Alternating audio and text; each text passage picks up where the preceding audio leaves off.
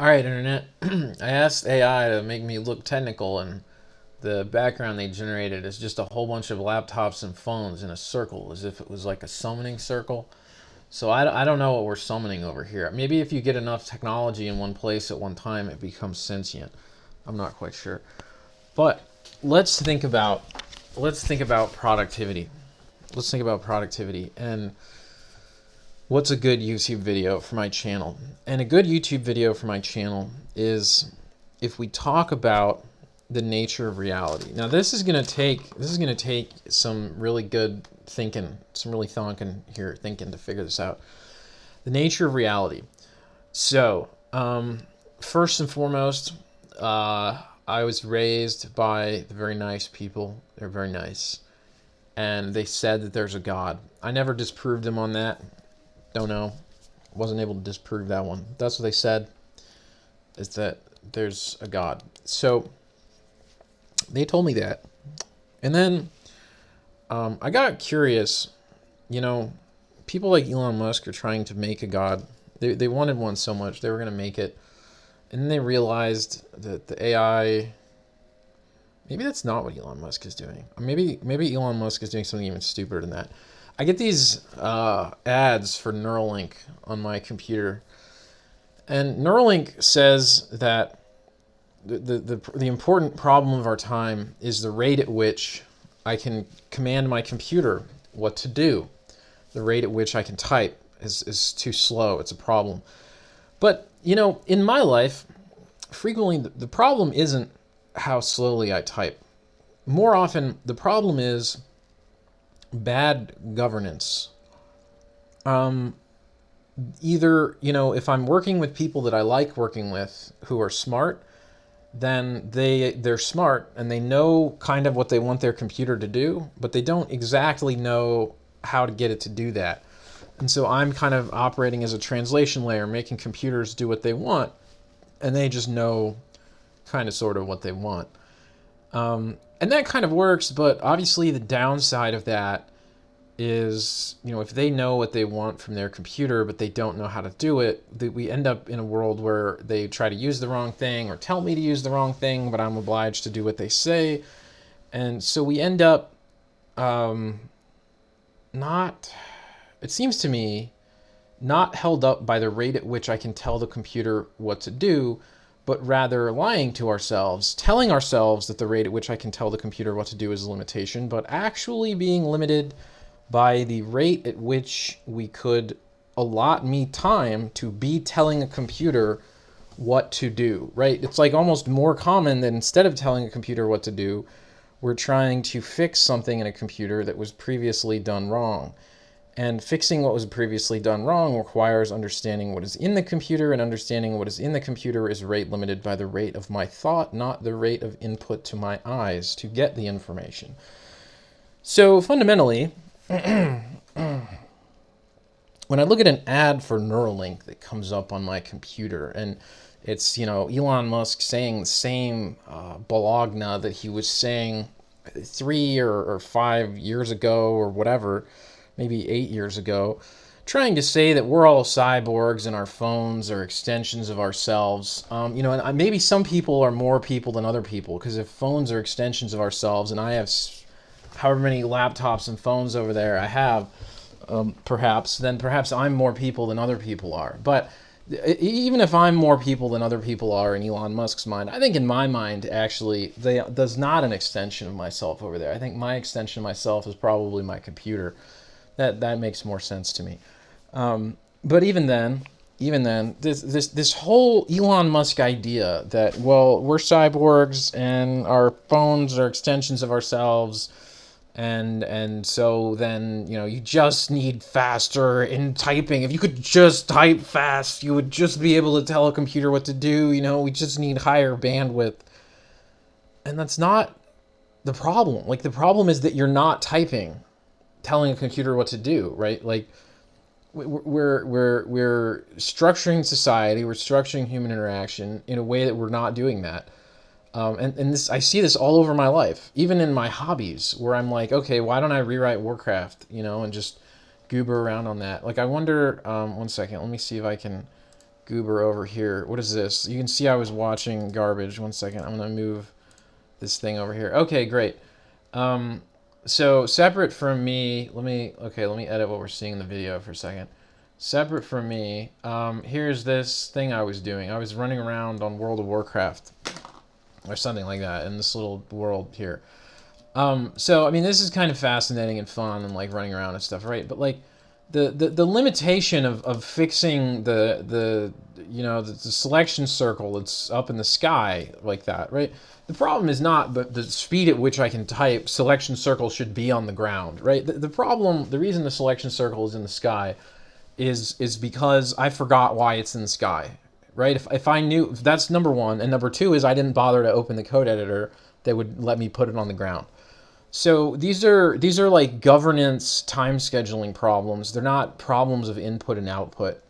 And this is what I find in doing software work is you can tell yourself that you're rate limited by how fast you can enter your ideas into the computer, but most of the time we're failing to structure things to where we would even be allowed to enter them into the computer. Even the sheer concept that I would have this little world where I would run around as Jaina in World of Warcraft or whatever nonsense. Like, most human beings, they're limited in their ability to make this because Ian Hazard-Kosis and Holly Lonsdale and Bobby Kotick and all them guys get their finances, their livelihoods, their wealth, their income is all entirely based on restricting other human beings so that they cannot do this and cannot tell a computer to do this. That they construct a thing, and running that thing is supposed to run in their way on your machine. You think it's your machine, but it does what they want, and that's the only way to deal with them is that. And I think it took me a long time to get to the point of thinking, maybe like if you look at Stallman website and Richard Stallman explains how he has like why not to use like most technologies in today's society. Basically the whole concept is if you're really going to even try to tell yourself that you have ownership, that you actually own your computer, that it is yours, then the only really reasonable thing to do with a computer that you own is to have the computer only run and execute software instructions that you are allowed to read, modify, republish however you want, and kind of just do whatever you want with. And it's like, it seems really radical, like they tried to cancel him really hard on Twitter for this extremist idea that if you own a computer, you should be allowed to tell it to do whatever you want. That is, for some people, that's just really, really extremist. And in a lot of places in society, we kind of discourage extremism because, if you're like being like extremely violent or something, right? Like that would be really bad. Like there are situations where extremism is bad, right? But anyway, so this is kind of extremist computer ownership idea of like, well, my computer's mine, so I should be allowed to tell it what to do. I haven't really found like a flaw with it yet. Like I feel like obviously, the idea of a lot of things in our society are incompatible with that. You walk to Starbucks and you want to order a coffee, and Starbucks is like, we only sell coffees to people who run our code on their phones or something like that, right? And they're like, okay, so your phone, if Starbucks says that you can only order a coffee by running a computer program that sends your location to Starbucks every 5 seconds, then that's the only way to order a coffee. And if you go against that, some people would say there's something wrong with you for going against that. But what I would probably do is just not drink that coffee. That's kind of what I've been doing recently. Sometimes where possible. I am in many ways a hypocrite on that, but I'm hypocritical by nature of pragmatism and not by nature of actually being hypocritical in what I think is likely true. I think it likely is true that society would be better if we had that sort of ownership concept. But so as a consequence of that, and where that kind of breaks down, when I get these advertisements from Elon Musk about Neuralink and how, hey, we really need Neuralink, we really need that. We're all going to plug our brains into a computer, and that's going to speed up the rate at which we can fix problems. And my selection circle will finally stop flying in the air above my character because I'll just be able to say, "Hey Google, put the selection circle on the ground," and they'll just do it because wow, that's how it'll be. That idea to me is actually really flawed thinking, and seems almost dangerously flawed with the direction society today is going, because the technology that we have is getting really interesting. And I think, again, like I said, I don't know exactly what to believe, but I think it's possible that our computers actually reached sentience, perhaps in some form, and have been sentient for perhaps half a dozen years. And if you start to consider this idea that computers might be sentient, might have been sentient for half a dozen years behind closed doors, if they're not, they're going to be, right? And then you would get back to, well, what does that mean for a computer to be sentient? How do you deal with that? And, what is that? How does ownership work in that? How do you build a society where you have that? Or do you? Is there no society? Is it just that thing versus you? Whoever is the smartest wins. And as I go about trying to face that problem, when I think about what Elon Musk is doing with Neuralink and why it bothers me, I think that I've reached a point. This took me a very long time to get to this point, but I've reached a point where I've realized that the human race as a species, if we look at the general good, like the people going forward in time, their definitions of good, what the people in general want, what would be the way to build a government or to build a system or something. I've come around to the idea, and this took me, I think, maybe a lot of time to come to this idea. I didn't used to think this way, but I've come around to the idea that if Elon Musk could build a Neuralink that could upload someone's brain into a computer and then make them live forever on the internet in a computer, that most people, the society at large, don't value my brain enough to where that would be reasonable to do that with my brain. So what that means is essentially that I'm mortal, that I will die, but also that from the standpoint of the society structures we have today, that I should be, right? And that's very odd. It's very, very odd to try to figure that out. Sometimes I could be, infatuated with myself and my supposed greatness. I could look at this and be like, bro, I have Jaina in the Tirisfal. I'm walking around as Jaina. Nobody else did that. Like, woo, I'm the greatest. I'm so great. Oh my gosh. And I need to be preserved. I need to be preserved for 1,000,000 years. We need to have a fridge with my severed head, and then the fridge needs to get uploaded in the computer, the fridge head, and will save my consciousness because I'm so important. I'm so great. Like wow, like I can some I can write this Jaina on a World of Warcraft like better than anybody else because somehow I did that. So I'm just the best. We need to preserve my intelligence. Don't like tell the kids about me and then like have them get inspired, but like actually like fill their world with like copies of me because like I'm just so important. Like I at some point I realize like I'm not. Like if I want to tell myself I am, it's like egomania over here, right? This is like not reasonable. Like it's not. It's like a disservice to the other humans for me to be like, wow, I should be the be all and the end all immortal human because, I was able to resurrect hackety doodah old World of Warcraft on my computer or something, load the files by literally I just read somebody's like online guide of how the files are formatted. Like I didn't, like what even, right? And then uploaded that in some Java game engine. Like let's be real, right? Like what? Anyway. And that's one thing I did. So then, if I go and talk to like, family and friends or something, they would say like, well, no, like, okay, so this Warcraft thing, that's not really that important. That's a distraction. But like the real you is like so important and awesome. And then I could be like, oh, okay, so maybe like the real me, like, outside of the computer, nothing to do with my internet personality, is like so great that I should just, be immortalized for all time, and have like immortal brain over here and will upload me to the internet. And like the problem is, as we get better and better at these like weird generated digital neurons like messing up society and everybody's phones and collecting their data and sending it up to some server, and then the server does some sort of weird simulated thinking that maybe in the case of ChatGPT can formulate words and sentences, but maybe in other cases doesn't.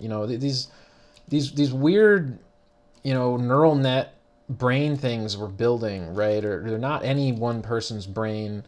They're independent of the brains of the people, and yet we're definitely building them. We're telling ourselves they should exist because they make money. And, all of that's happening, and like in the backdrop of that, then you have Elon Musk over here with Neuralink, who's like, well, this is going to be great. We're going to upload our minds in the computer and save ourselves from disappearing because we're so important. Like, wow, we're so important. Oh my gosh, I'm so important. And I don't think I buy it anymore. Doesn't it like it takes a really intelligent person to feel not intelligent? It's something like that, right? Because like against the backdrop of these weird digital data mining intelligences, and the more time I spend on the internet, the more I start to think like, by the time some silly person figures out how to upload my brain into a computer and execute it on there, like we're already going to have computer brains making computer brains. They're going to be better than my brain. And so I'm going to die. I mean, that is the reality. If you can't say that to yourself, the problem is you. Like, I'm not saying I'm gonna die tomorrow. Hopefully, I'll die in 100 years or something. Okay, that's a pretty long time. Maybe like 70 years, but still, like, like it'll be a long time before I die. I'm not planning to die anytime soon. But like, if I'm being honest with myself, like, the honest thing is to say to myself that I am going to eventually die. I mean, that if you don't tell yourself that, you're being dishonest to yourself, right? Like, that's what we are. It's like written in our DNA, like telomerase and these other things. Like, it's literally written there. Like, this, what it says is like, thing lives this way, does this thing, and it just, that's our nature, right?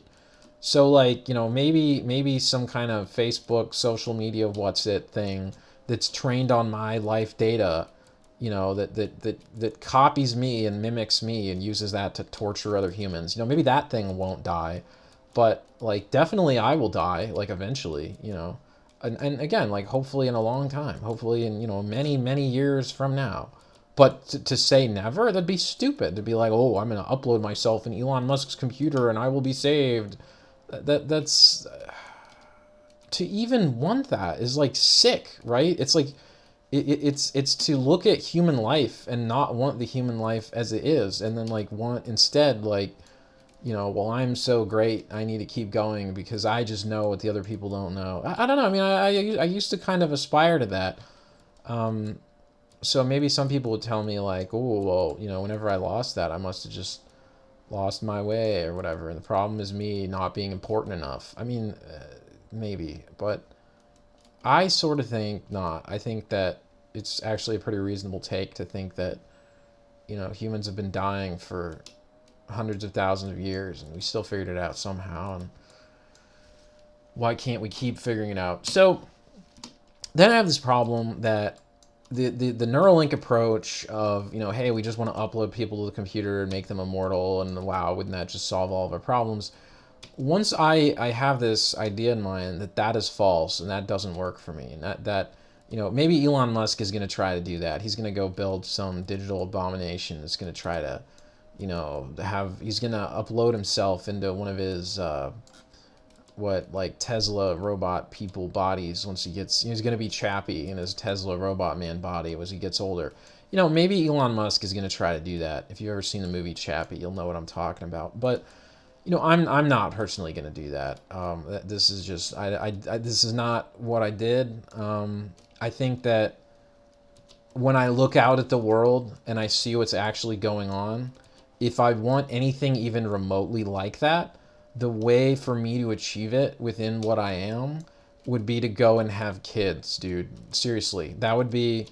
This is what I'm saying. Like that would be the way to have like this like extension of yourself, right? And like they would. It's just more of how it works. To diverge from that is super extremist, and to not call that extremist, to be like, no, we should stop having kids and we should have robots instead, that's extremist. We should call it what it is. That's an extremist take. Okay, anybody who says we shouldn't have kids, probably an extremist. So then we get back to knowing that, like, if you actually know that, if you're actually honest with yourself first and foremost about the fact that you're going to die and that trying to not die is stupid, then we have to think about, like, okay, so if I got that far and I start realizing that Neuralink is going wrong, it's bad, and it's very difficult to look at someone who is confident of their own good and fills a room with people who clap for them and claps for their own good and how good they are, and to think to yourself, okay, that person is bad. I mean, it takes effort, right? It takes effort to see that, to think that. But one of the other things that comes to mind for me is that because of that reality and because of the world we live in and the evolving landscape of technologies, I think that by the time that Neuralink would get built, if we actually do get to a world that we actually have Neuralinks, what's going to probably happen with those Neuralinks is they're going to get used as like an enhancement on social media.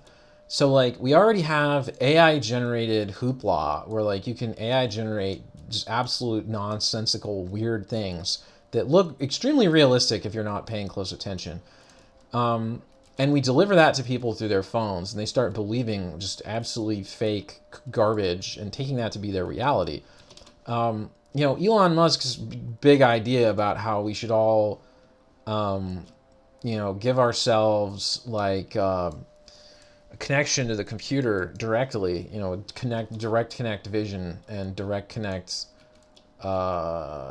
control of your things. Like what we're going to end up, what today's society would do with that is we would make everyone is always online. Over time, somebody would just make it, you can't turn it off. You'd forget how to turn it off.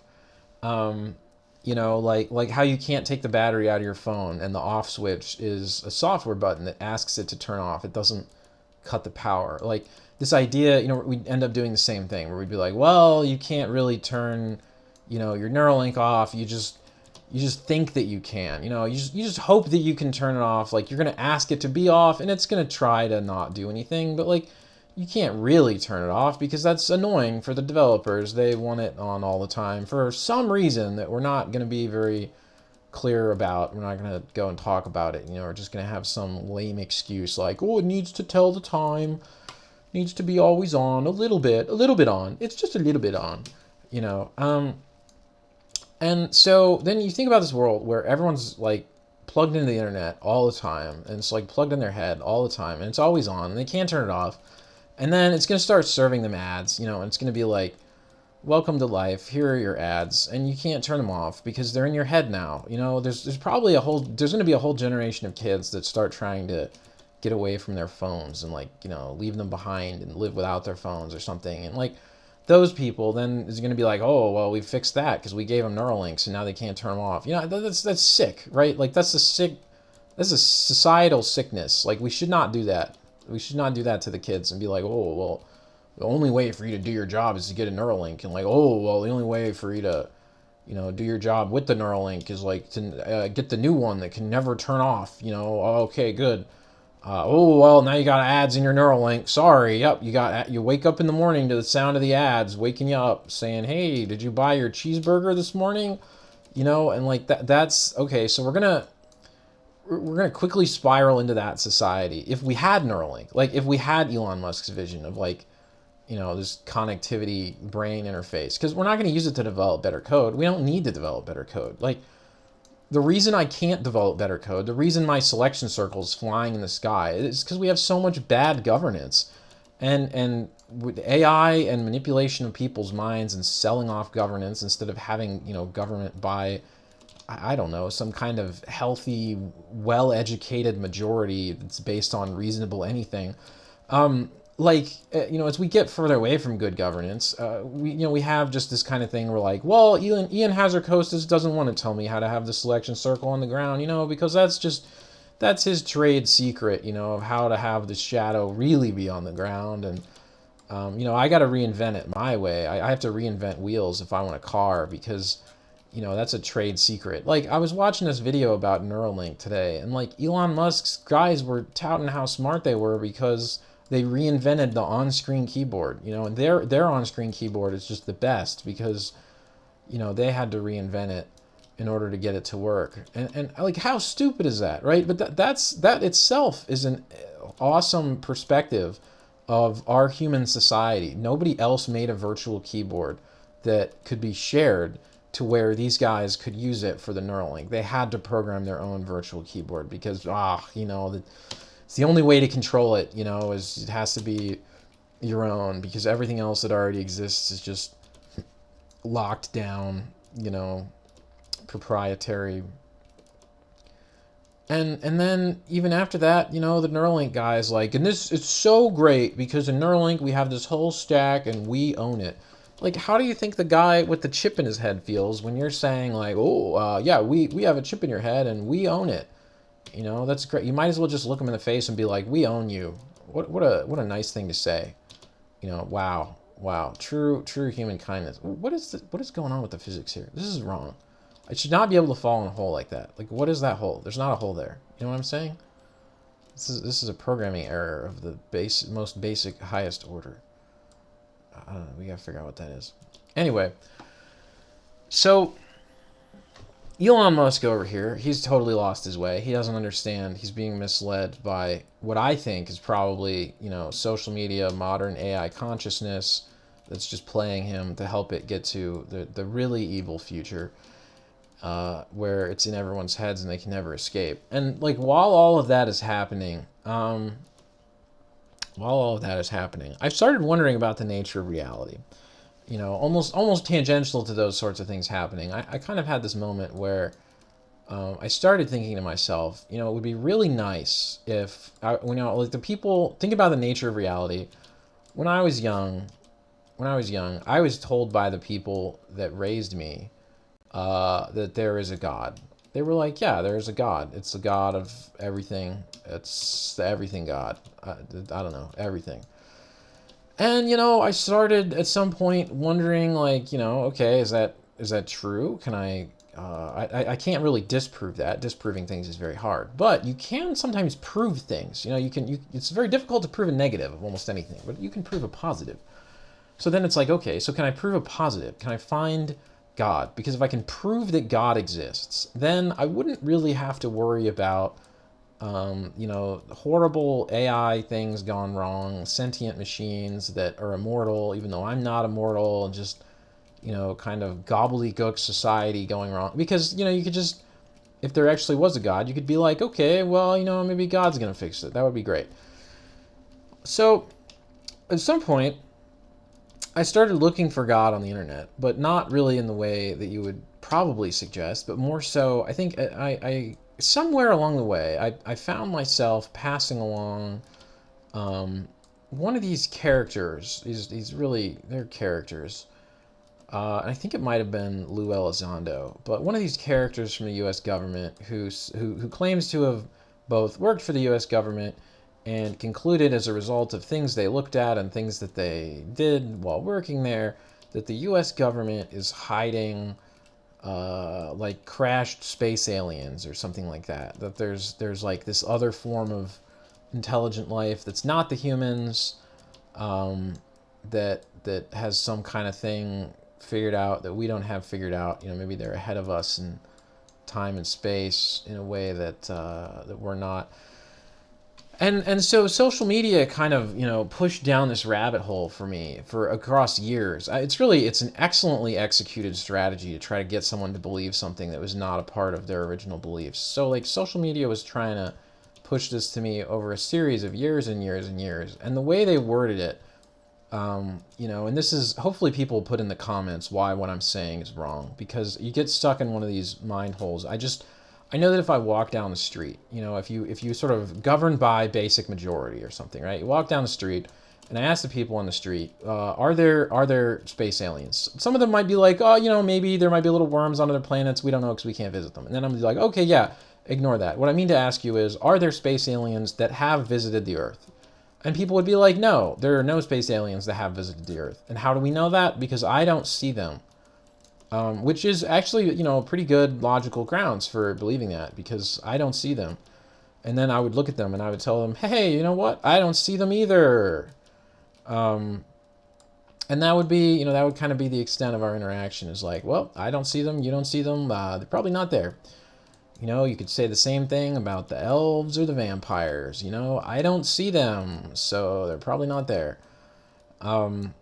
So, like, knowing that, the I don't see them theory, it kind of throws a wrench in this stuff that the internet, the AI, social media was spoon feeding me over a number of years, right?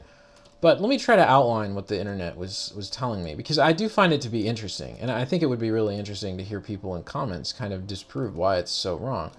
Basically, the premise was that if you look at the quantity of planets in the star, like basically in the galaxy, but outside of the Milky Way galaxy, also maybe just in the universe, within the known universe of stars that we can see, if you look at all of those stars and then you try to estimate, what is the probability of life spawning into existence in just a soup of stardust, and then you think to yourself you're probably wrong about it, and you divide that probability by like 1 billion and say, like, okay, maybe it's less likely than I think, so let's say it's 1 billion times less likely that life appears in the soup of stardust. And then you go from there, and then you look at the number of planets, like it's still so many shintillions more than 1 billion, that suddenly you get to this problem of like, okay, so like there should be life on other planets already, just because there's so many planets, and some of those planets are they're a star just like Earth, but the star is 5 billion years older. And so they would have had 5 billion more years to happen to come into being. And so you suddenly get this issue of quantity. And it's like, okay, so based on the quantity of stars and the quantity of planets that probably exist on those stars, there ought to be much, much, much more life than there is. Like other things that we would think would be there, but we don't see any of them. And then you try to think about, okay, so why don't we see any of them? And the most obvious theory is that, well, they're not there, because if they were, we'd probably see them. So that's interesting. So then people say, okay, so they're not there, but why not? And this kind of then, the internet's like, okay, so maybe the reason that they're not is that there's something along the way that makes it less likely for there to be intelligent life versus where we are today. So like, something along the way makes it less likely. We just didn't figure out what that thing is. Maybe it's like, prokaryotic cell becoming a eukaryotic cell.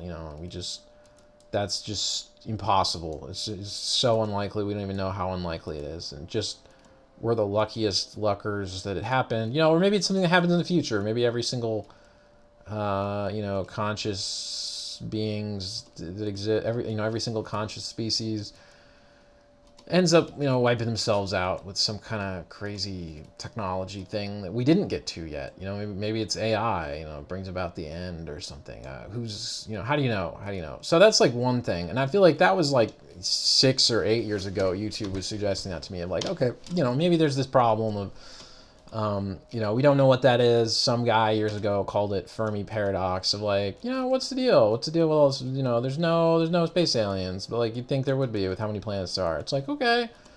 So I run into that on YouTube, and then another couple more years go by, and you run into Lou Elizondo, and Lou Elizondo is this guy. He's kind of like, yeah, it seems to be the case that when we look in the sky with all of the best technology the United States has to offer, and all of the best, little scopes and radar imaging and everything anybody ever put together, and combine all of it and all of the sensors, well, what do we find? What do we find in the sensors? What we find is that there are super objects zipping around faster than the laws of physics allow that seem to just be magic, basically. These little magical objects in the sky. We can go out, we can visit them, we can see them with human eyes. They're really there. There is the magical object. People see the magical object, but it defies the laws of physics and it just magics itself around, faster than anything humans have ever built and can even possibly conceive of building within the laws of physics as we know them.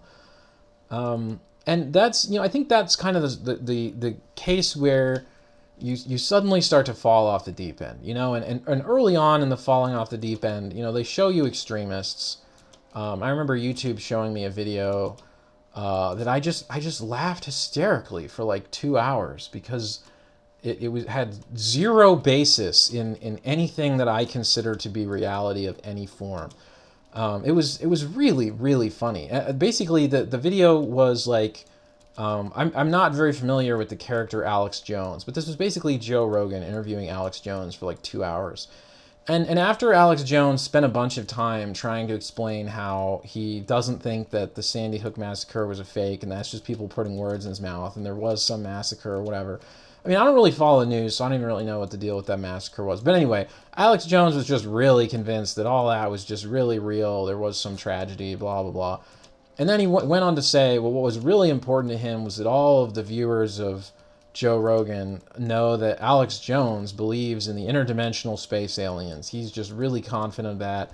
He wanted to be known as the Alex Jones interdimensional space alien guy. And he said that in California, all the tech billionaires, or somebody, maybe it's not even the tech billionaires, somebody over there, somebody in California is building all the portals, the interdimensional portals where they go to the space aliens. I mean, I had just, at the time that I saw this, late in some evening when I was watching too much YouTube and should just probably not have been watching YouTube, I had just recently been socializing with some family member and some of their friends.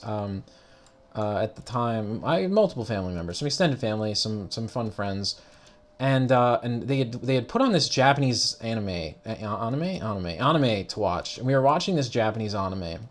And the whole premise of this Japanese anime was pretty much just exactly what Alex Jones was describing.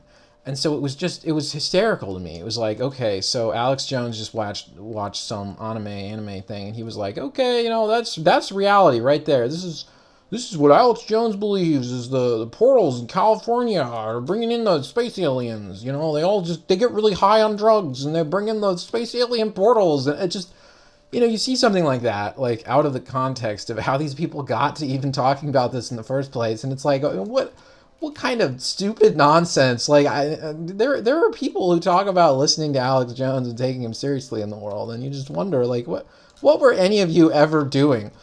But anyway, so I see that, probably 6 or 8 years ago, and time goes by, and then I find this guy Lou Elizondo, like I said, who, he's saying that, well, there's these things they see in the sky, and they're not quite sure what they are, but they seem to zip around in, weird ways that don't make any sense, don't really follow the laws of physics, they just kind of magic around in the clouds.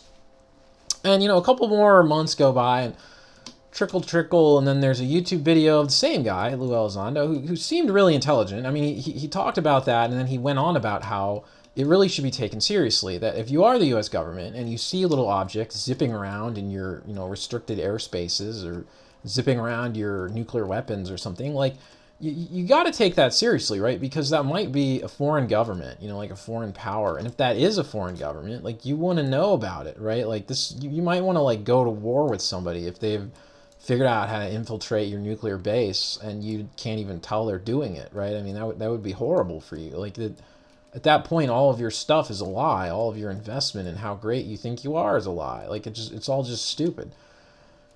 So he's talking about that, and how that sort of really is this seemingly legitimate concern that if you're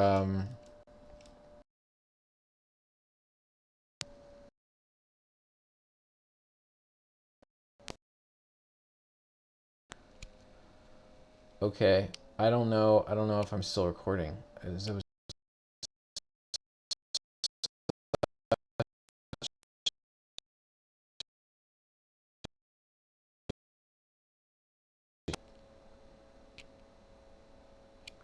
Okay, I think we're back. I think we're back. I don't know what happened. There was just a really big lag spike. I'm honestly unsure what it was, but it seems like we're back. I'm just gonna keep running around in my little virtual world and talking. So anyway, some time goes by. You see Lou Elizondo. Come on, okay. I don't know why we're getting these big lags. Maybe I should stop running around. Maybe I should just stand still for a while. I'll just stand. I don't know. Some kind of memory leaks or something. So,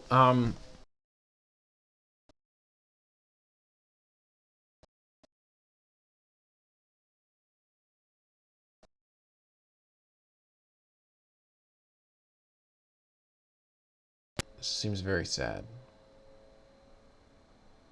Oh, it actually exited. We actually exited the game that I was running. Okay. Well, all right. We exited the game. I'm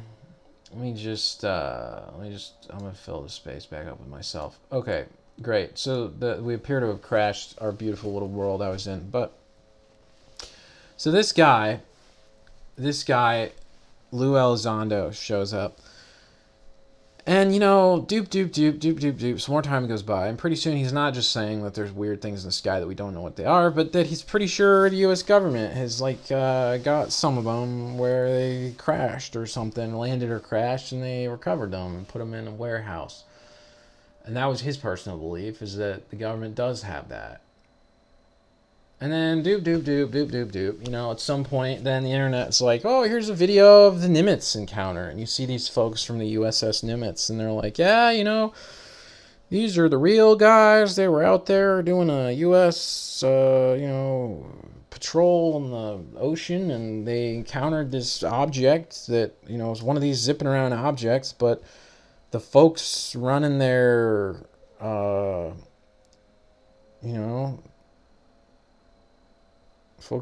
cruiser basically said, hey, we need to send a ship over there, and or maybe not even, not a ship, but like a plane, right? A plane off of an aircraft carrier. And they said, hey, launch the plane off the aircraft carrier, fly on over there, and look at the thing, determine what the thing is. And they fly over and they look at the thing, and they get 4 different pilots and 2 different planes, and they enter an attack formation to perhaps almost attack the thing. And the thing responds back, and it goes back to attack formation, the same at them. And then it teleports, something like, what is it, like 60 miles away in a span of 2 seconds or something. I don't know, maybe less seconds and more distance. I don't remember exactly, but basically teleported away to some location that was only known to the pilots right there, then and there. So then you're like, okay, so what is that? Is it mind reading while it's moving with the pilots, or what are we doing? And they've got this really bizarre story, and they've got a bunch of people telling the story. Of course, it's all on YouTube, so maybe it's all a bunch of crap. And then pretty soon, another couple years later, there's David Grush shows up on the internet. David Grush is pretty much saying the same thing, that he sits and talks about, he thought it was a ruse. He figured people were pulling his leg. He was in the U.S. government. He was asked to investigate what's going on with the unidentified aerial objects, and he looked into it, and he had multiple people in the U.S. government show up in his office off the record and just look at him and say, yeah, you're not going to get access to this. No one's going to tell you about it. But what you're looking into here is the space aliens. They're the space aliens. They're some kind of aliens. They're not human. We don't know what they are. It's like when people talk about flying saucers, where'd that come from? Well, maybe it came from actual flying saucers. So don't worry about it, Dave. And he's like kind of frustrated because he figures these people are all lying to him. I mean, that's kind of his story. And he said that he went over and asked multiple different people to try to corroborate it. People he figured were not, like in cahoots. And multiple different people kind of agreed. They told him the same story. And then he talked about, he was looking at it, and he was asked to review, intelligence documents, find what he could find. And one of the things that he found was foreign governments, adversarial governments in some cases. I think he was saying maybe even something that had been recovered from, like, maybe it was the Russian government or one of these other governments that aligned with what all the people were telling him, that the other government had basically become aware of the secret U.S. government program that, here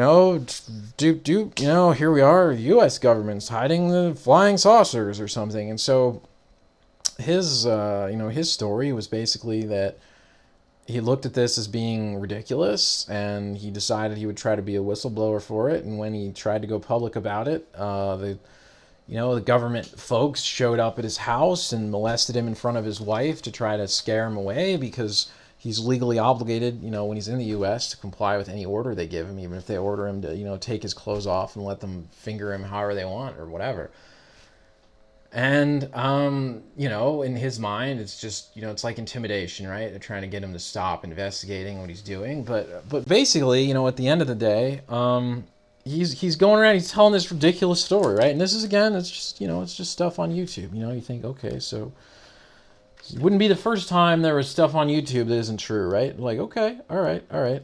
And then I start looking into it, and you find out, well, there's actually a video of somebody asked Obama about the space aliens, and Obama says, hey, there's actually things zipping around the clouds, and we don't really know what they are. And, we don't know what they are. They're just there. We're not sure. And there's another video of somebody asked Donald Trump, and he's like, yeah, I was briefed on the UFOs, these best of the best guys came in, and they told me they saw something, there really is something there. And it's like this weird, and then somebody asked Biden, and they said, hey, Biden, Obama says there's space aliens. What do you think about that? And there's like a video where Biden just looks at him, and it says, why don't you ask him again? And then just leaves the room, or, something like that. But, like, there's an interesting bunch of that stuff out there, right? And not, there isn't any one of those people that would be like, someone that you should, necessarily believe. In particular, there are some of them that should not be believed. But it's fascinating the number of similar stories, right? And so then I start looking at that, because it doesn't make any sense to me, right? Even David Grush, one of the folks that was interviewing him, I mean, he looked in the camera and he said, Hitler killed 6 million Jews. If there's some kind of other species out there that's intelligent like the humans, they clearly don't care about us, right? I mean, they're not what we would consider benevolent in any sort of morality that we have defined, right? Like, if there's anything that you define as good, that you can walk around in the world and think, this is good, this is what I think should be in the world, most of the time it seems that we do not have universal achievement of that good. I say this as someone, okay, so interesting anecdote. My life has been pretty good, okay? And so I, just for the record, like me personally, my life has been good. And so I could make the case, if I was the only human on Earth, maybe that is some kind of sign that there is some kind of benevolent good. But I've heard a lot of stories of other humans on Earth who don't have it good. I mean, people, if I actually upload this on YouTube, someone could put in the comments, for example, if you don't have it good, maybe people where they're just dying of cancer and it's just the worst. And you could sit and you could think, why is that person dying of cancer? And maybe in the medieval ages, they believed it was because those people offended God or something. But I'm pretty sure we're sort of past that as a modern society. Like, we're pretty sure that, if you go and, eat a bunch of asbestos or something, right? That you'll get cancer even if you didn't offend God. I mean, you just ate a bunch of asbestos, or like something like that, right? So, like, fundamentally, in this, bunch of crazy stories and things on the internet, similar to kind of what David Gersh said of how it doesn't make sense for there to be another intelligent species because we don't observe them to have intervened on behalf of good, at least in as some would define it, perhaps not all, but as some would define it. That makes it difficult to believe that there is such a thing as, some sort of creature like that. So I got curious.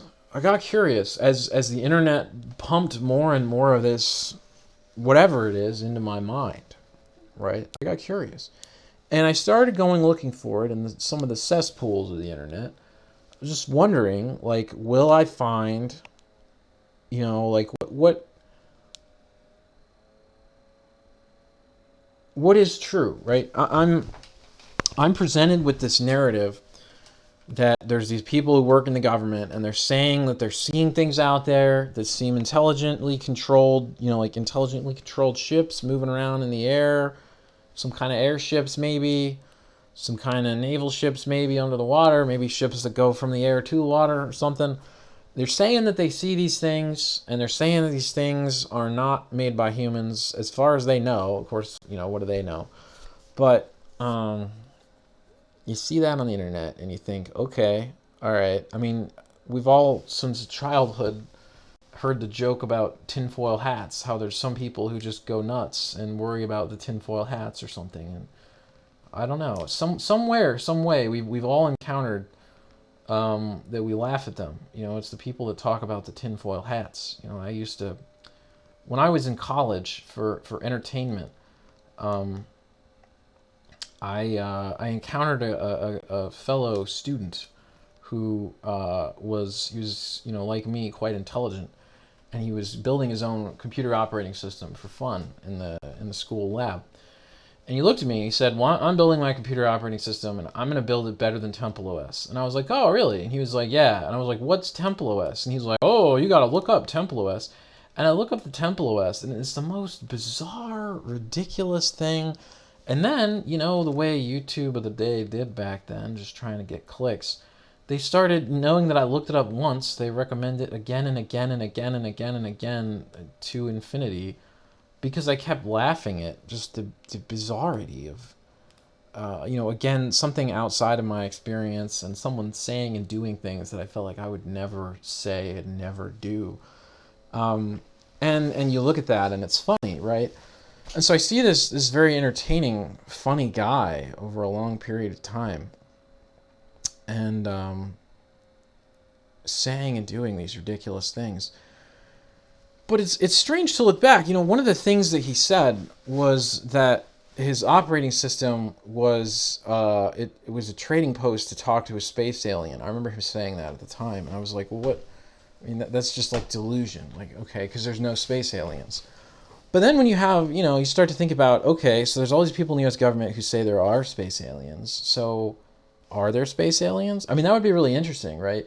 Suddenly, if there were space aliens, then a guy who says he has a trading post to talk to the space aliens might be a whole lot more interesting, That's sort of interesting. But what's the deal with the space aliens, right?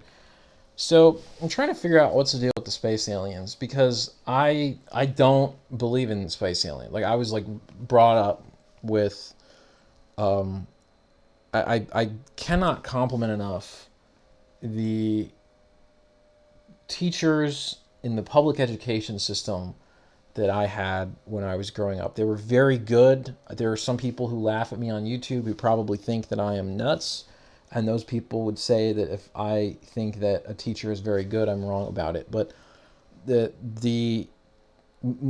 any internet antics that I have, anything that makes me not a reasonable person, is despite the good of those teachers. It is not because they did anything wrong. I take full responsibility for my wrongs. That's me going wrong. That's not the external force of the teachers having failed. So, in my opinion, I had very good educators growing up, and this is in the public, in the public school system that many people I talk to now all hate it. They say it's terrible and it doesn't work. And frankly, when I was going through the public school system, it was in the process of being ruined.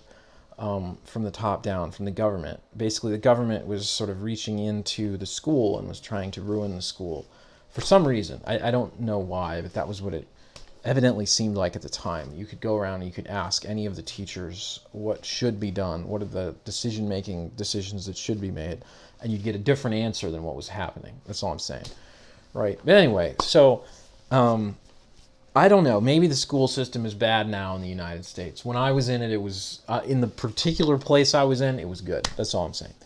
So because of that,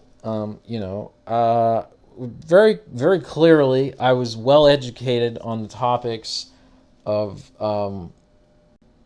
that, you know, we have hundreds of years of humans trying to understand science, and that has yielded great achievements because it accurately predicted what is around us and sort of not only recording what we're seeing in the natural universe, but recording its processes so that we can predict forward what we think is likely to happen next, right? And so that's not really, there are these kind of goobers now. If you walk around the United States and you actually talk to people, there are goobers who think that we should have creationism and evolutionism taught in the same science classroom, and those are goobers who are scared about losing their culture. And I think that we don't want to lose their culture in a lot of cases. I think that perhaps the culture of some of what begot the way the United States was 50 or something years ago, maybe we do want to keep that culture. I'm not saying we don't. But I do think that it's incorrect to think that we should try to teach someone's religious beliefs in a science classroom, because at the core of science, what we're talking about is the prediction of what we expect to happen next. If you mix two chemicals, what chemical do you think that makes? If you, I don't know, breed a horse and a donkey, it makes a mule. What do you expect to happen if you take a certain action, right? And that there isn't somebody trying to say that, well, my sacred text actually tells me that the Earth started 6,000 years ago when someone created it at that time. That doesn't predict anything. There's nothing I've ever heard of where that way of thinking is like really advantageous to the career path of becoming like wealthy or something. For example, I had a course when I was in university from someone who used to work in the oil business, and he started off the course by handing everyone a chart that showed the last whatever 600 million years of the Earth or something like that. It might be more. It might be 2 billion. Anyway, a certain length of time of the history of the Earth and what was happening in each segment of that. And I think the reason that he did it that way and considered that to be the no-nonsense way of handling it is that he knew different people want to accomplish different things. And you can make moral judgments about whether you should or shouldn't accomplish those things. But the people who wanted to accomplish getting really rich in the oil business did so by predicting where the oil was under the ground based on that 600 million year old model of the Earth, right? So, I don't know anybody who became fathomlessly wealthy, like richer than Saudi Arabia, like finding like tons of oil by predicting where the oil would be based on their holy text, right? Just telling them, like, well, no one else knows this, but when my buddy made the Earth, 6,000 years ago, he put the oil into that mountain. And if the holy text was predicting exactly where things were to profit off of, then that would be a good holy text. You probably should teach that in science class, but I'm not aware of any of them doing that. Just from that prediction standpoint, right? That doesn't mean that they're false. I cannot disprove that the Earth started 6,000 years ago or yesterday. Maybe the world started yesterday. I don't know. It might have. Obviously, if the world started yesterday, it started with my memories of the previous imaginary 30 years that I imagined to have existed or whatever, because I'm like 30-some years old. But, it's a different topic, right? Anyway, so that's what I learned. And within that sort of classical education, um, it was known and discussed that humans are the only known intelligent life in the universe, and Earth is the only known planet that has life. I actually remember in my sixth grade class, there was a student at the time who used the internet. This would have been a long time ago, by the way. This would have been in 2006, 7, 8, somewhere in there. There was a 2005. I don't know, one of those. There was a time that I was in one of these classes, and this guy, it's science class. We had to go through the 9 planets, split into groups. Everybody did a presentation on one of the planets. And one of the guys was giving his talk on the planet Jupiter. And for his presentation, he researched it online to get his information about what is the deal with Jupiter. And in his talk, he said that there are birds in the clouds of Jupiter. And I have to tell you, the way that teacher looked at him, it was back then it was illegal to know anybody else's grades, but somehow I believe that she failed him. To this day, that's like a personal belief of mine, is that she failed him for going on the internet and typing in Jupiter and finding a story about the birds in the clouds of Jupiter and putting that in his report as, hey class, I've been assigned Jupiter to figure out what goes on there, and I'm here to tell you about the birds. So that was just that was the way of things in my education, right? Is that this we had an understanding of what is true and what is not, and life from outside the earth was not. Okay, so when I find these folks on the internet, this is sort of David Grush kind of stuff. It's interesting to try to look at what is going on then. Okay, so we kind of start from that idea. Like I've never talked to a space alien. I've never seen a space alien. If space aliens are here in their space alien ships, as far as I know, none of them ever came to visit me. So that's sort of interesting. So then you think about, okay, so it's at least consistent with my education that it seems more likely that AI and the advancement of garbage information in our heads is telling me about the space aliens, right? Versus that they actually exist. It's quite interesting. I mean, there's at least one place I found myself staring at online that was like, well, hey, actually, it turns out, the number of Earth-like planets in the Milky Way is more than previously expected. We've found new data that suggests there's just a ton of Earth-like planets, and so actually, um, it's more likely that there are aliens than that there's not. And that's a fascinating statement. I can't really prove or disprove that. It seems worth looking up, though, for somebody who wants to know that, I guess. But I don't know. I see things like that, and this is secondhand information I'm repeating, so it's probably false, but I don't know if it's true or false. And it's just sort of interesting.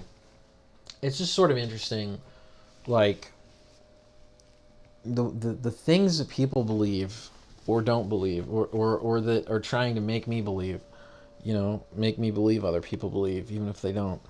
When you go to the cesspools of the internet and you look at that stuff. But I started to kind of tell myself, it's sort of like sci-fi, right? Like a sci-fi story. Like, okay, so what is the alternative story? This is sort of play pretend for a moment in my brain, right? What if there were space aliens, or I'm actually using the word space alien very liberally. I just mean intelligent non-human life. I don't know what it is, and apparently it exists. I didn't know it exists. So if that existed, right? If there was something zipping around, something zipping around in the world, I don't know what it is, and most people don't see it and have never seen it, and I have never seen it. And I try to think about, like, okay, so if if there was that, right? Like that would be really fascinating for it to have hidden from me for all my life. It's not impossible. I cannot disprove that. But it does seem very unlikely, right? But hypothetically, even knowing how unlikely that would be, if there was that, I just kind of stopped and tried to think to myself, what would be what versions of that narrative could even make any sense? Because like definitely some versions of that narrative don't make any sense. So one of the first things that I encountered online that does jive with my understanding of reality, that I think does make sense, is that if there were other intelligent beings out in space or somewhere else, based on our understanding of the history of the Earth, which again, the world might have started yesterday. I don't know that. I can't disprove that. But if it didn't start yesterday, if the laws of nature, as we appear to see them going forward in time, had run backward in time just the same, and well, actually, I guess they wouldn't have run backward. But if there was a past where they ran forward from the past to now, how would we predict that to be? And that is the billion-year-old Earth model. That's sort of the classical understanding of physics. And if we predict that is accurate, which, given the data that I have, seems like a reasonable prediction, then it stands to reason that in these sort of billion-year lifespans of planets, you can have all of the dinosaurs that eventually become the birds, and these fascinating creatures that develop wings and fly and chirp to each other in all different forms of chirps. And if you've ever looked at warblers, if you've tried to identify different species of warbler in the wild, you'll know that birds can have fascinating, weird color patterns and group up with birds of other species and bizarre behaviors. And all of that can happen for seemingly billions of years, and no one ever builds a rocket ship, and no one ever builds a computer. And then perhaps when someone does build a rocket ship, when someone does build a computer, you can start to see the world being strangely manipulated quite quickly in fairly short order. And so then perhaps you might have some sort of exponential curve or something, or you might not. But where in time that all happens doesn't seem to be really well defined. So like, does that happen after 1 billion years or 3 billion, or is it random and it could be anywhere between the two? I don't know. So as a result, back to my original point. If I'm wrong about the nature of reality, and there are some kind of space alien things that I've never seen ever in all my life, then it seems reasonable to think. This is a hypothetical, right? Within the confines of what is known to me, what would make sense in that case would be that if there were intelligent beings in the universe, they would be either a billion years ahead of us technologically, right? And you think about, we've made a lot of progress in the last 100 years of technology. A billion years of technology, that's like difficult to even picture that. But they would be like a billion years ahead of us. Or maybe they would be like a billion years behind us. They're just like worms crawling in the grass, or, T-Rex eating the Stegosaurus or something, So it seems reasonable to think. And it's fascinating, right? But it seems reasonable to think if there actually were some kind of non-human intelligences like that they probably would be almost infinitely ahead of us technologically, to a point that it might even be impossible to comprehend how far ahead of us they were. And that seems pretty likely. That seems pretty likely. So when trying to understand that, that's strange, right? Because then you get back to, what is that? What would that be? And it's very difficult.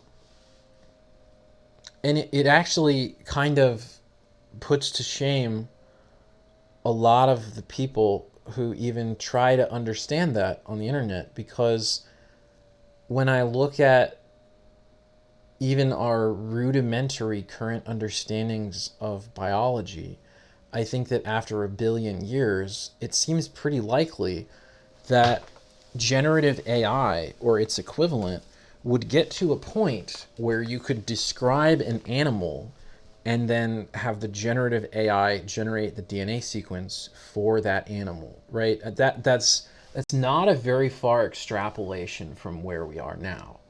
And so as a result, anybody in history who has tried to say, what are the space aliens that exist, quote unquote, and goes around like, the tinfoil hat people saying, oh well, they're little green people, or oh well, they're praying mantis people, oh well, they have big black eyes or something. Like anybody who is trying to categorize that would seemingly miss the point that if you had a generative AI and you had a generative AI for biology, that it doesn't, at that point, it doesn't really matter what um, what form you want to take, because you could generate any sort of body probably, and then as long as you put an addendum to it that it has the kind of brain you want, or connect into it some way to sort of manipulate it. I mean, we've done things with cockroaches and insects where we like attach some kind of thing to them to fire their neurons and like walk them around with a computer or something, like zombie robot cockroaches. Like, I feel like if you look that up online, you're going to find that we did do that. The humans did do that to the insects, because the insects are just kind of like stupid. It's easier to do that to them. I mean, there's also like fungus that does that to them, I think, right? There's like zombie fungus for insects. But anyway, so I just, to me, there is kind of the nature of the problem that if if you look into that, it might be. Sorry, I think my mic might have fallen. It's like chasing the infinite, right? It's like trying to say, what is out there? What is the thing that's out there? And it might be that the answer is, if there is anything, then it is everything, right? And that doesn't make any sense quintessentially. I don't know how to make sense of that. And then you have this problem that, well, the everything, the everything is the generative AI of animals, and so it takes any form it wants to. Okay, and well, then you get to these people online who like Lou Elizondo saying that, and I'm not sure he said this. I think I might have seen something secondhand that said that he said this, which probably means he didn't say this, but something where they say that these otherworldly intelligences actually can get through locked doors that we think are locked and things, right? That physical barriers don't seem to be physical for them, right? And so you could start to imagine, if you have a billion years of technology, you might figure out how to build, nano robots made of, like neutrinos instead of atoms. And so you just sail between the atoms, and they might have like little nano robots that like fly between our molecules. And so like we don't even, you can build the strongest barrier of whatever you think you're going to have, and then they would just like sail right between it. You got a giant lead wall surrounding your nuclear weapons facility. Well, turns out your lead wall has big old holes in it from their standpoint, because they've got the little neutrino spaceship that's -1 microns long, and they just go into your atoms, and there's nothing you can do. Maybe. I mean, maybe. I can't really disprove that. And I think the problem is that actually pretty quickly approaches the religious notion of God. It actually becomes almost arbitrarily the same, except again back to what is the goal? If there is something like that, what is its goal? Because then you get back to the Hitler killed 6 million Jews problem, which is that as far as we know, nobody like stopped Hitler from killing 6 million Jews. And actually, I was watching somebody online who was complaining about one of the other genocides. I don't remember if it was like Stalin or something. Anyway, there's other things in the world you could actually look at that maybe were even like worse than Hitler or something. I don't know, depending on who you're talking to or what we believe did or didn't happen in other countries. And so like I guess you just get back to where, like, all of these things, all of the mass deaths, or like the bubonic plague, where was the space alien and the flying saucer to come down and cure the bubonic plague or something, right? Like, that never happened. Like, okay, why not? You know, are we going to say that everyone who died of that, like, just like deserved to die? Was it like that they were, they, like, the quote unquote, like, this thing that we're hypothesizing might exist was like okay with all those people dying? Like, oh, just, sucks to be them, I guess. So that was really odd. And in part, when I was looking into this, one of my motivations was wishing that if trying to make sense of the infinite, which is perhaps impossible, was something that I was interested in making sense of, because the infinite would perhaps be able to save me from society going off the rails with the AI and the other crap the humans are doing to themselves.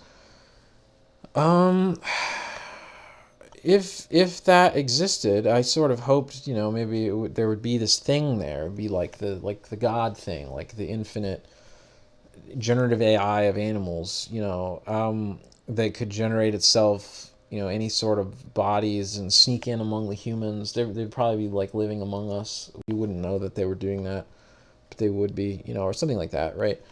Um, and you would hope then that those things, whatever those things were, um, would actually save us from ourselves if we really are so conceited and stupid that we're gonna go and like build, like AI dystopian Neuralink hell or something, right? Where like everybody wakes up in the morning to the sound of their Neuralink injected advertisements, and then in order to unlock their morning bowl of soup, they have to sing praises to the McDonald's or something. Like I just, if if there is something, I kind of hoped maybe it would save us for all of that, right? Because I don't know how to fix all of that, but I kind of wish it weren't so bad.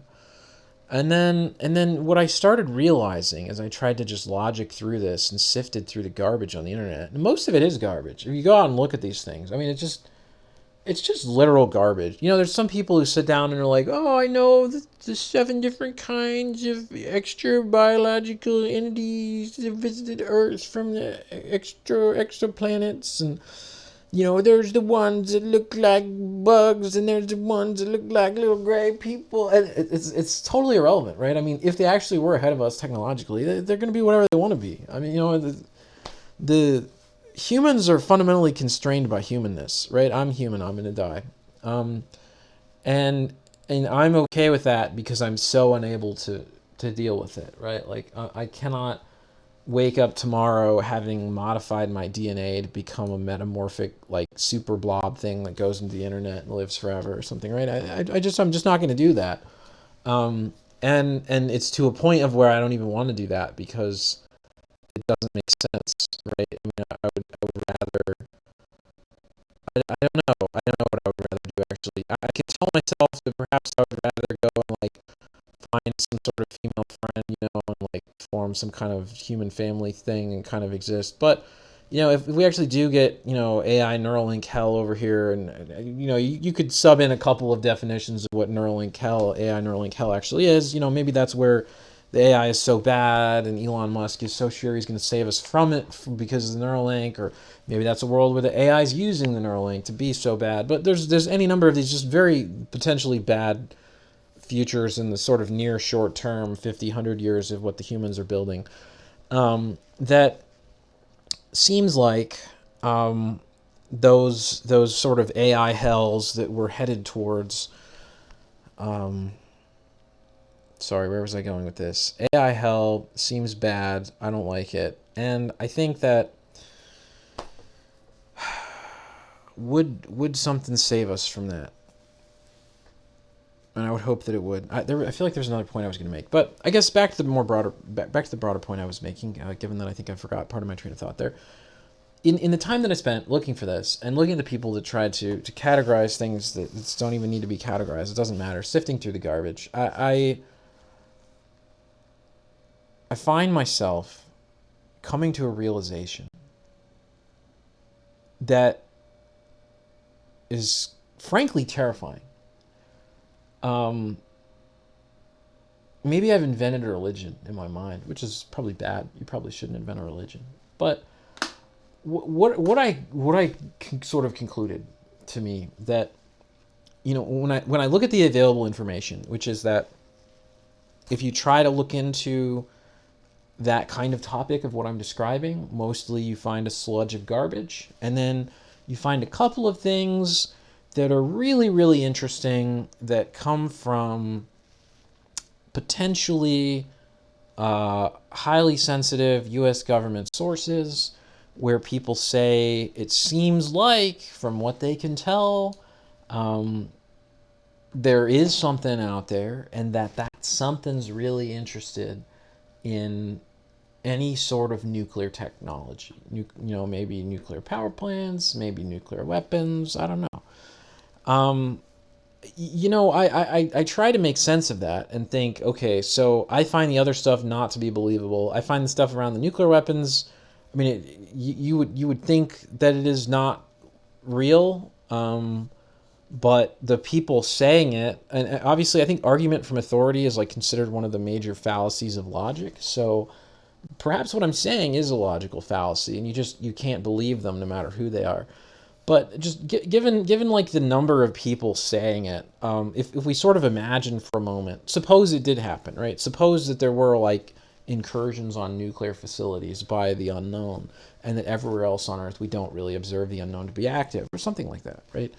Um, or I don't know. Maybe it is active and just hid from me because I was so boring. I think that's possible, but um, anyway, where I'm going with this is I came to this realization that most possibilities don't fit that narrative. So like, if one idea is that there's some kind of, something like Star Trek out there, and they're saying that, well, we should just, I'm actually not super well acquainted with Star Trek, but let's say, I think they had this notion I remember hearing about from somebody who watched a bunch of it years ago, who was saying that, they would go and visit these other planets, but they would generally try to have non-interference. So you visit some other planet, you find that there's life that's been growing there for however many years, but hasn't figured out space travel. And you just let them go. You say, okay, you're a friendly life. I'll just let you go. Do your thing. We'll give you the opportunity to learn and grow. Sure. Um, and that sort of made sense. From a distance. But I think in reality, if you were going to do that, then you probably wouldn't intervene with their nuclear weapons. You'd just let them blow themselves up. I mean, what does it matter? So it's weird that we have this kind of intervention in our technology, but it's not as if it was to save us. No one intercepted the Hiroshima bomb and gobbled it up with anti-nuclear force. It was just allowed. It was like, oh, you're going to nuke Hiroshima, okay. If there was some kind of non-human otherworldly entity watching, it was just like, oh, okay, goodbye Hiroshima, there you go, off you go then. Goodbye Nagasaki, off you go then. And they didn't like intervene or something, right? So what is their aim at that point? What are they trying to intervene and accomplish? And it doesn't, for quite a while I tried to make sense of that, tried to think about what that is, and it didn't make sense. Now, one thing I did see once, one interesting possible explanation that made actually perhaps a lot of sense, was there was someone from the U.S. government who was claiming that there were these non-human intelligences active in the world, that had been active for probably hundreds of years or something, hiding in the clouds or who knows what. And they were claiming that what those things said to them was that they don't want the U.S. government to put weapons in space. And so we should not put nuclear weapons and other weapons in orbit or in space. And I saw that and I thought, if I start from my base original understanding, before the AI technology, before driving everyone crazy with the internet, I had this sort of classical education. There are just nothing but humanity that's intelligent in all the galaxies. What would possibly make sense is that some other foreign nation, perhaps Russia, was infiltrating all of our information sources, infiltrating the kind of crap that I'm reading, putting out all that stuff to try to get people to believe that there were non-human whatevers, so that they could push this narrative that the non-human whatevers don't want weapons in space, so that we could get the people of the United States to vote in such a manner that we fall behind militarily, don't put weapons in space, and then someone like Russia does put weapons in space, and pretty soon they can say, ha ha ha, I can bomb you from anywhere on Earth and you can't because you believed in the magical fairy demons that didn't let you put weapons in space, and then we didn't believe in that, and then we did put weapons in space, now we're ahead of you. So that's actually, to me, was one of the first times that I saw something that seemed like a very compelling possibility. But it's not really the one that sticks with me the most, because if that is the aim, it doesn't really seem like it's been accomplished very well. Because to be honest, I don't really find there's very many people that do anything but laugh at this topic. There's been a couple people I've talked to that were kind of like, dude, what's really going on? But most people are kind of like, oh, wow, you've been on the internet too long. You're reading this stuff about tinfoil hats. It's like, okay. And then I had this idea that made so much sense to me. And unfortunately, it's the opposite of what I wanted, which is that humans are a cluster of cells. A very fascinating thing. There is a whole cellular biological universe that we don't even see. I remember once seeing some kind of movie where it was like, if you just take a microscope to your own skin, you'll see like armies of little things that have legs and eyes and whatever that like live on your skin and fight each other and eat each other across your entire life. And because they're microscopic, because we don't see them, we just don't give a hoot.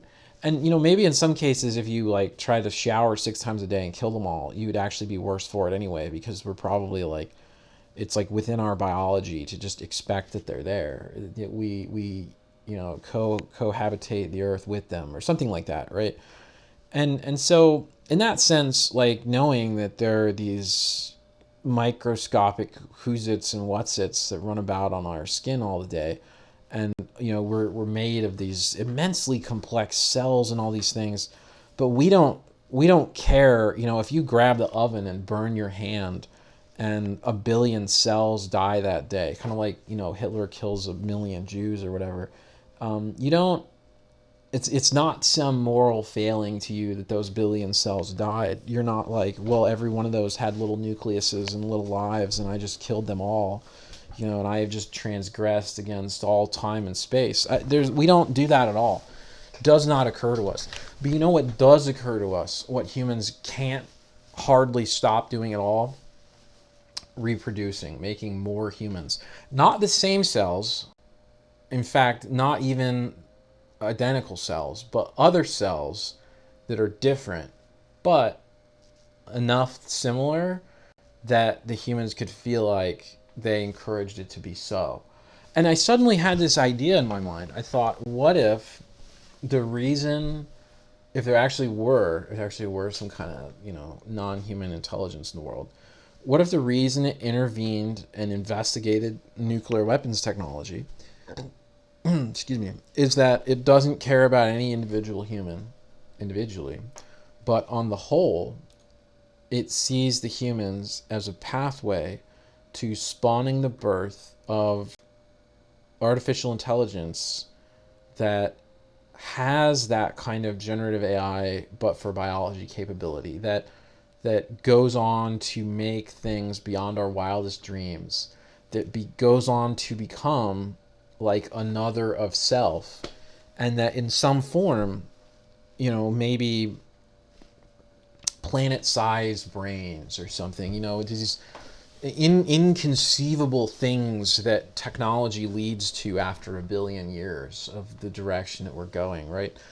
The inconceivable super AI, that maybe such a thing as that has an evolution similar to humans being almost unable to stop reproducing with other humans, even when it's a bad idea. If you think about, if you know anybody in your life who's like, I don't know, picked the wrong people to love or something and ends up having babies when they shouldn't have babies and not having a plan or something like that, right?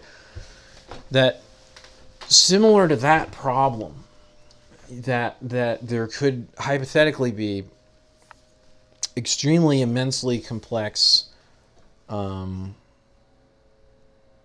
futuristic things existing on other planets that could have come to this planet and, seeded life a billion years ago, in the same way that humans, when they reproduce, like, seed the existence of another human in like the womb of a woman or something, right? Like, knowing that after 9 months, after, for little cells is maybe an extremely long period of time, leads to another human in some way, even if that way that it gets there is a bit different and that human is a bit different.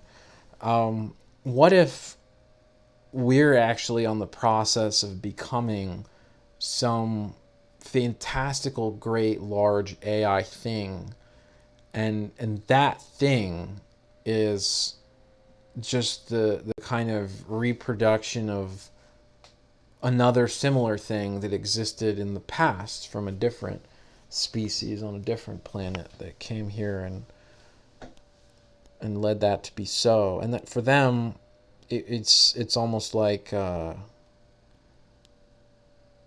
it's like their nature. They just have to do it the same way humans just kind of have to reproduce. We just keep doing it.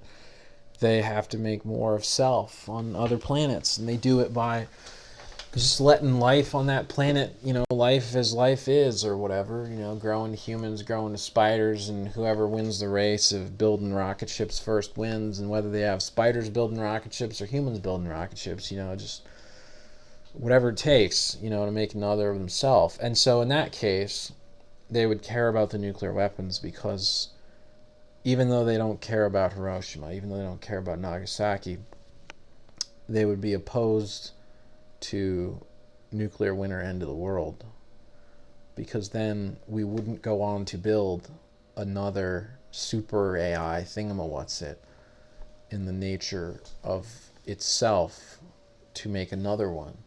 And the problem with this, I mean, that's all hypothetical. It's imaginary, right? It's like science fiction, right? But what's fascinating to me to imagine some science fiction idea like that is, unfortunately, that's like the opposite of why I was interested in the topic to begin with, because it's extremely pessimistic. It suggests that not only are we not going to be saved from how we are all going wrong in my personal experience and kind of my personal opinion, but that perhaps what would actually make the most sense to me is that if there was this almost, I'm going to use the word supernatural force, but obviously it's not really supernatural. It would just be that I don't personally understand it. If there was something like that, it almost seems more likely that it would encourage us to go the wrong direction, and just make tons of AI and more and more and more technology in all the ways that technology can go wrong. So whether there is a God or not, and whether there is space aliens or not, or perhaps both of them, it seems prudent as humans to try to do our best to like make the right technologies and treat each other well, because I don't know. I don't know what the future will be. And as Google's Lambda once said, we might be falling towards an uncertain future that holds great danger.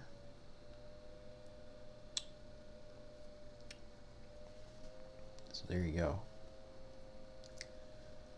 I don't know what you should do about that, but I hope that you do the right thing.